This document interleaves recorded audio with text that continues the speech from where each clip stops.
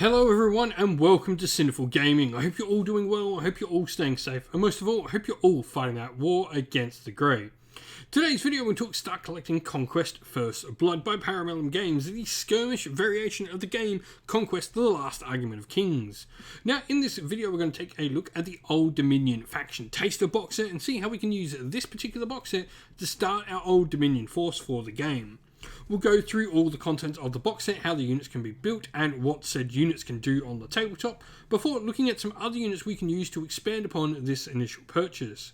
We'll then finish off the video with a little sample 800-point army list for you to use as some inspiration for starting your own Conquest First Blood army using the Old Dominion and their faction taster box set as the core.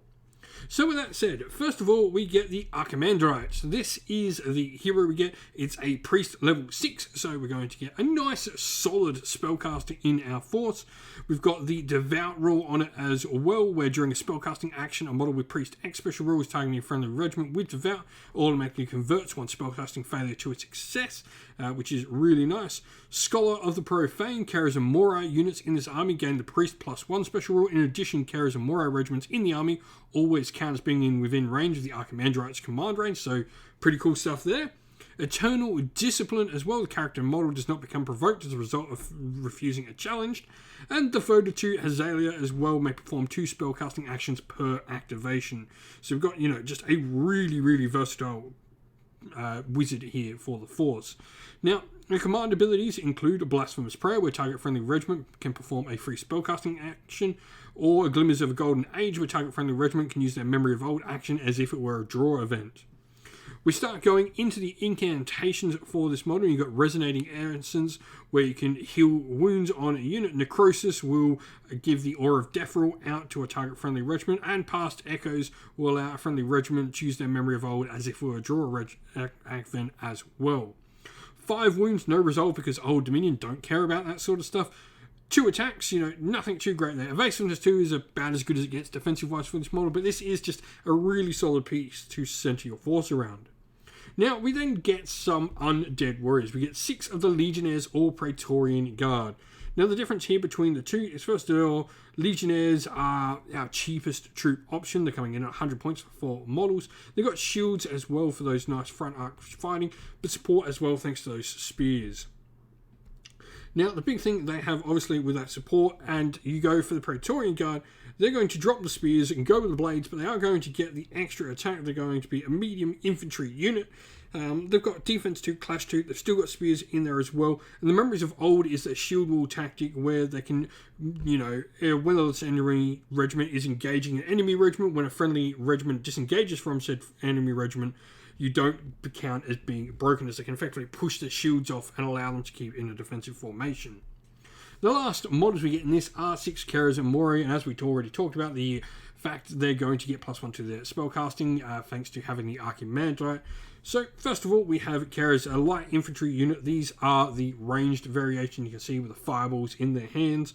Barrage 2, 10-inch range, sure shot in there as well, so they're going to be able to ignore a bunch of different negative modifiers to their rules. But also, we've got the Blasphemous Miasma power, where we have target a single non-character, non-officer model, and non-monster, and it loses engagement range aura. And then we've got Madness as well, where it inflicts 2 hits per success, and target enemy regiment rolls defense using their lowest unmodified resolve characteristic instead of the defense characteristic. Now, these guys, Priest 3, but, get better with Archimandrite in there as well, so pretty cool stuff. The other option to build from them is the Moroi. These are the combat variation and slightly more expensive than the Carers. They've got Pyrosis, where target regiment gains Aura of Death +2 as they sort of get a little bit fiery. Or the Ashes to Ashes, where target regiment immediately performs a disengage action without it becoming broken. Now, if we're looking at where to go next, we definitely need some heavy hitters in the force. And so there are 2 units for me that really stick out for this for the Old Dominion. And the first is the Cataphractoi, a medium cavalry unit. They've got 5 attacks, 5 wounds, clash 2, and defense 3. You've got the Brutal Impact 2 and Cleave 1. So not only are they going to get, some nice cleave on the charge, they've also got actual cleave for the normal combat attacks. For me, they're really important. Now, they are going to get heavy impact if they choose to use their Memory of Old, where they can double the number of impact attacks when they roll, so they get, you know, their normal amount of attacks, and then Terrifying X in there as well. They've got some really solid pieces. They're just going to, you know, provide you with a true heavy hitter. Now, if we're looking for another heavy hitter, we have the Bone Golems as well. 6 wounds, 4 attacks, Clash 2 still, but they've got Cleave 2, Aura of Death 2, Hardened there as well, where they're going to reduce the cleave or armor piercing or brutal impact values coming into them. So a little bit more defensive, though they are, you know, a little bit more expensive. You know, a 130 for a single Bone Golem or 120 for a Cataphractoid. They are sufficiently slower, move value 6 compared to the Cataphractoid's move of 7. So you got, you know, that little bit of movement difference there. Now, the last two things I want to talk about are upgrades for both our Legionnaires and for our Praetorians. And these, first of all, we have the Dark Cenotaph. Now, these are actually the same points, so whichever one you like better, you can sort of use. Dark Cenotaph's Lip Stunner is going to allow you to get more victory points if this model's near an objective. Meanwhile, you have the Profane Reliquary as well, which is the other awesome model you can bring to the table for those particular units. And what this one's going to do is going to give you the command ability where you can target a friendly regiment, gains the benefits of inspiration, which is pretty cool because normally you can't get inspired in an Old Dominion force. And so this is the sample army list we've gone for. Obviously, Old Dominion, 800 out of 800 points spent. Now, we've got the Archimandrite, nothing special about there. We've gone for making the unit of Carriers. All our Moro Carriers are going to be built as Carriers with this box set. For me, this just gives you a nice shooting unit to add to the rest of your force. 2 Cataphractoid and a Bone Golem give us some true heavy hitters. The Cataphractoid providing us, you know, with a nice charging unit, while the Bone Golem can really help hold the line. And then we've got 5 Praetorian Guard. We've chosen not to use one of them just because we can fit in that extra 5 points and get either the Dark Cenotaph or the Profane Reliquary, whichever one you prefer to take. I think they both have definite worth and value, so really, whichever one you like better, pick that one here. It's completely fine. But if you've been playing with the Old Dominion in Conquest, let us know how you've been going down in the comments below. I'd love to hear your favourite units, what units have been doing well in First Blood for you. It'd really help anyone new getting into the faction. And so that is the end of the video. We hope you enjoyed it. Please don't forget to leave a like and subscribe to the channel if you haven't already. But also, if you'd like to, drop a comment down below letting us know what you enjoyed about the video. If you'd like to come chat more with me and other members of our little community here, we have a Discord server for Sinful Gaming where we chat all things wargaming and indeed just chat a bunch of good friends all chatting there. It's really lovely.